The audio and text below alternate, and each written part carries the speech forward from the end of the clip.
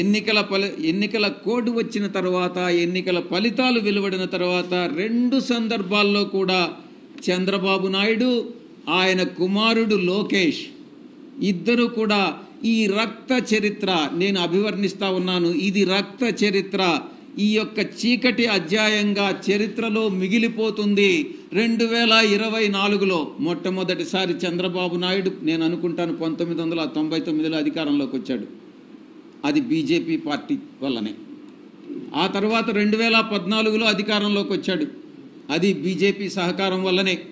ఇప్పుడు 2024లో మళ్ళీ అధికారంలోకి వచ్చాడు. అది కూడా బీజేపీ సహకారం వల్లనే.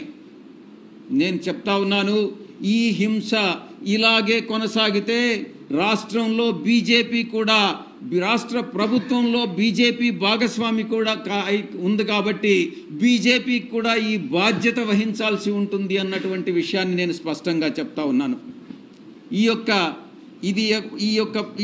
చంద్రబాబు నాయుడు ప్రారంభించినటువంటి ఇది ఒక సాంప్రదాయం, మంచి సాంప్రదాయమా, ఇది మంచి ప్రెసిడెంటా కాదా అన్నటువంటిది చంద్రబాబు నాయుడు విజ్ఞతకే వదిలేస్తా ఉన్నాం.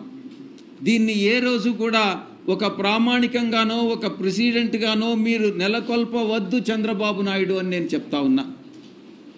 ఎందుకంటే భావి తరాలకి మీరు హింసను ప్రేరేపించడం అన్నటువంటిది మంచిది కాదు, ఇది నేర్పించవద్దు అని నేను మీ అందరికీ కూడా నేను విజ్ఞప్తి చేస్తా ఉన్నా.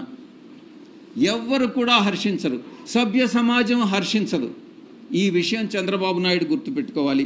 అధికారం అంటే బాధ్యత కాదు, రౌడీజం అని, గుండాయిజం అని వాళ్ళు తెలుగుదేశం వాళ్ళు ఈరోజు చెప్పకనే చెప్తా ఉన్నారు. ఇదే మా పద్ధతి, ఇదే మా తరహా, ఇదే మా ప్రిన్సిపల్ అన్నటువంటి విషయాన్ని తెలుగుదేశం పార్టీ చాలా స్పష్టంగా చెప్తా ఉంది.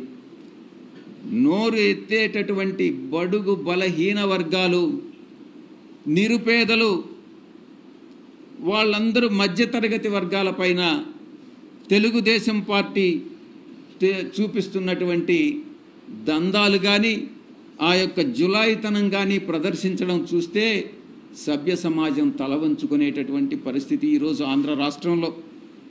యూనివర్సిటీలు వదలట్లేదు. యూనివర్సిటీలో వీసీలను నేరుగా వీసీల పైన దాడులు చేస్తూ ఉన్నారు. యూనివర్సిటీ రిజిస్ట్రార్స్ మీద దాడి చేస్తూ ఉన్నారు. ఇక వీసీల్లో ఎవరైతే బీసీలు ఉన్నారో వాళ్ళని తరిమి కొడతా ఉన్నారు. ఇది తెలుగుదేశం పార్టీ యొక్క పరిపాలనా విధానం. తమకు ఎవరైతే పడదో, తమకి ఎవరైతే వ్యతిరేకులో వాళ్ళని వెతికి పట్టుకొని దాడులు చేసి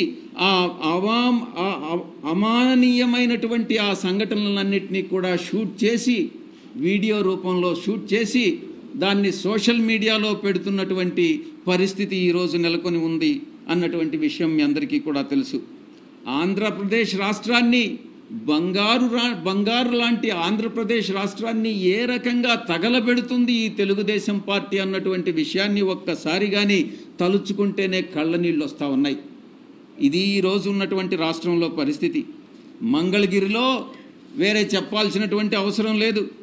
లోకేష్ మనుషులు సోషల్ మీడియా కార్యకర్త, మా సోషల్ మీడియా కార్యకర్త రాజ్ కుమార్ పట్ల ఎంత అవమానకరంగా, అమానుషంగా ప్రవర్తించారో, ఏకంగా ఎలా దాడి చేశారన్నటువంటి విషయం మనం వీడియోలో అందరం కూడా సోషల్ మీడియాలో చూసాం. ఇలాంటి ఘటనలు రాష్ట్రానికే కాదు మొత్తం దేశానికే అవమానకరం. ఈ దేశంలో, ఆంధ్రప్రదేశ్ రాష్ట్రంలో ఇలాంటి సంఘటనలు జరుగుతున్నాయి అని అంటే అది కేంద్ర ప్రభుత్వం కూడా తల ఉంచుకోవాల్సినటువంటి పరిస్థితి. ఒక్క రాష్ట్రం మాత్రమే కాదు, దేశమే తల ఉంచుకోవాల్సినటువంటి పరిస్థితి. ఇలాంటి దారుణాలకు పాల్పడుతున్నటువంటి టీడీపీ కూటమిలో బీజేపీ, జనసేన కూడా భాగస్వాములే. ఈ కూటమి ప్రభుత్వం ఇప్పుడు ప్రజల ప్రాణాలని ఏ రకంగా కాపాడుతుంది, ప్రజాస్వామ్యాన్ని ఏ రకంగా కాపాడుతుంది, రాష్ట్రంలో లా అండ్ ఆర్డర్ని ఎలా తెస్తుంది అన్నటువంటి విషయం ప్రజలందరూ కూడా ఆలోచించాలని నేను విజ్ఞప్తి చేస్తూ ఉన్నాను. చివరికి మీడియాను కూడా అణిచేస్తూ ఉన్నారు మిమ్మల్ని అందరినీ కూడా. మీ అందరికీ కూడా తెలుసు, ఈరోజు TV9ని కానీ, లేకుంటే NTVని కానీ, సాక్షి టీవీని కానీ, కేబుల్ ఆపరేటర్స్ ఏమంటారు, MSOs నుంచి తొలగిస్తూ ఉన్నారు. ఎంత అమానుషం, ఎంత అమాననీయం! ఒక్కసారి మీ అందరం కూడా అర్థం చేసుకోవాలి. రాష్ట్రం మొత్తం కూడా ప్రజాస్వామ్యమే కూని అయిపోయిందా అన్నటువంటి ఒక భావన మన అందరిలో కూడా కలుగుతూ ఉంది. రాజ్యాంగం ఒక్క మాటలో చెప్పాలంటే రాజ్యాంగం కుప్పకూలిపోయింది అన్నటువంటి విషయాన్ని చాలా స్పష్టంగా చెప్పవచ్చు.